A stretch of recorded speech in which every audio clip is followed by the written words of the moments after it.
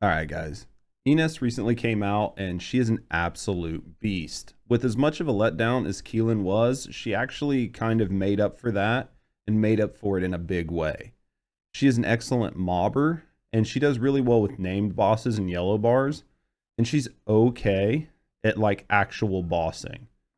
So, for the most part in the past, nobody really cared if a descendant was actually good with yellow bars, but with the new void erosion, it's a big deal, and her ability to dispatch rank and file mobs as well as yellow bars is her key strength, and one of the things that we're going to work on building into in this build guide. She's going to be good at basically everything except for 1v1 Colossus, but even then she's still going to be able to hold her own. So having said that, let's hop into the build guide.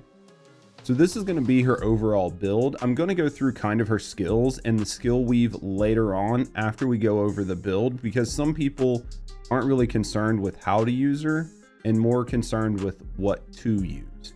But for people like myself who really like to understand how descendants and characters work, that will be taken care of in the back half of the guide.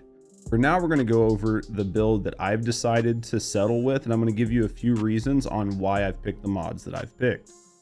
First thing we're going to start with is Time of the Hunting Hounds. I wasn't going to run a red mod on Ines, but this mod has a lot of good things going for it. One of those is it makes her a 3-stack charge, so you don't feel like you're running out of charges and you don't really need to run a cooldown mod. The way her skills work, this is actually a huge benefit to her and something that you will appreciate having when you put this mod on. The other thing it does is it modifies her 3. Instead of it being just like a thunderclap that just shoots out in front, she actually dashes through targets, and then when she gets to the end, she does like a somersault and a little bit of an explosion. I'm not a huge fan of that change because it's really hard to gauge that distance, but it is still good, and it does help with Colossus and a few other things where you can actually launch yourself up into the air. And it does like a pretty good area effect, and you can hit a lot of mobs while you're doing it. So all in all, both of those are positives for her kit. So with Ines, one of the big things is her crit rate is increased by her max sort of MP. So with her, you're going to want to build really heavily into max MP, which is what I did. But in doing that, we use HP conversion to MP, and it really neuters your total HP. So she actually ends up being very, very squishy. So because of that, we actually use 2 different HP mods on her. And then outside of that, we use Focus on Tech and Focus on Electricity with the Hunting Hounds mod.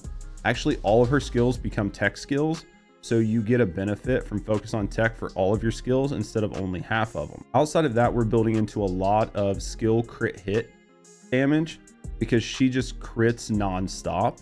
So between the bonus on Tech and Electricity plus the crit hit damage, you'll find that she takes out basically everything that's in her path. And if she can't take it out with her 1-2 combo, her 3 will basically lay waste to any yellow bar until you start getting into like high level void corrosion. But up until then, she'll basically take everything out that runs into her. So outside of that, we realistically only had 1 skill slot that we could do whatever we wanted with, and that is the skill expansion slot. The skill expansion slot, you can put in whatever you want here. I added the additional range, and it really helps with her 4 being able to clear a lot more mobs. But if you find something works a little bit different with your playstyle, you can always look at replacing the skill expansion. Another thing to note is if you're playing with friends and you're not playing in super high level content and you're not dying a whole lot, you could actually probably take off the HP amplification mod and look at any other mod that really works well with your playstyle. You could start looking at some gold mods. I think Dangerous Ambush could be okay. I also think that I think Decimator also works really well here.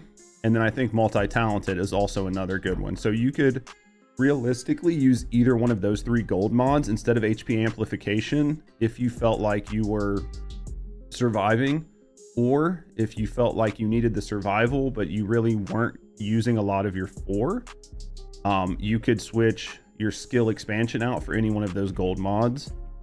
As you can see, I'm not actually running a gold mod on her, but you could those two mods are the two that I think you can kind of play around with and find out what works best for your playstyle. So when it comes to her reactor, mine is electric tech with skill crit hit damage, and the one that I have is actually bonus damage for Colossus. I got this before she dropped because we didn't know how good she would be at, you know, fighting Colossus.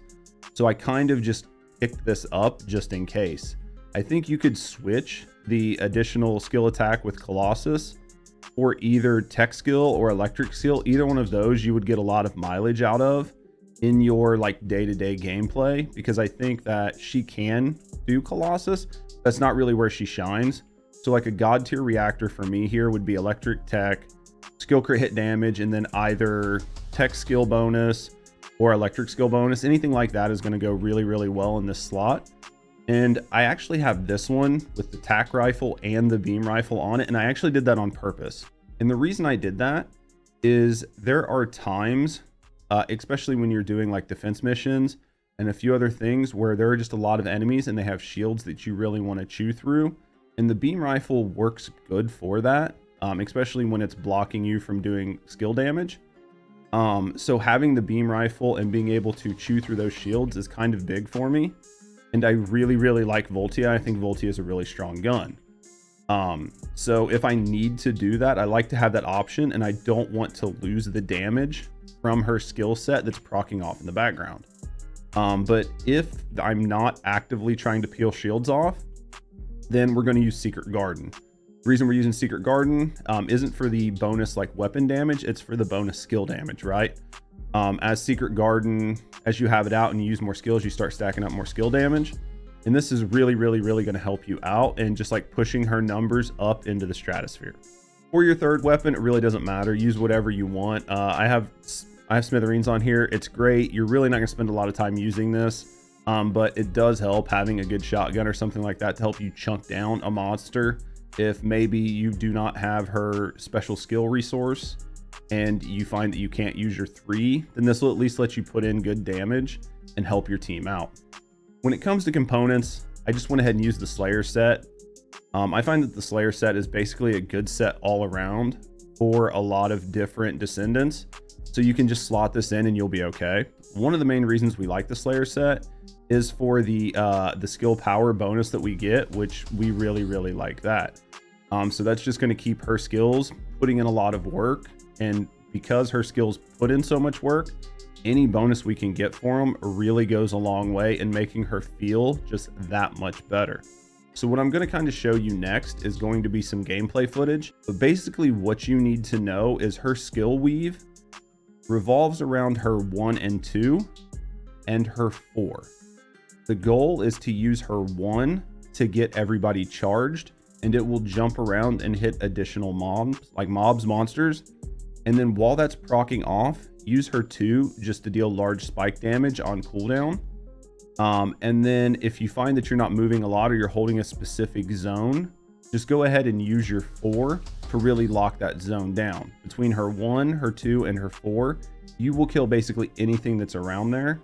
Outside of that, basically you're just going to use her 3 anytime you have name bosses or yellow bars that you just want to get rid of.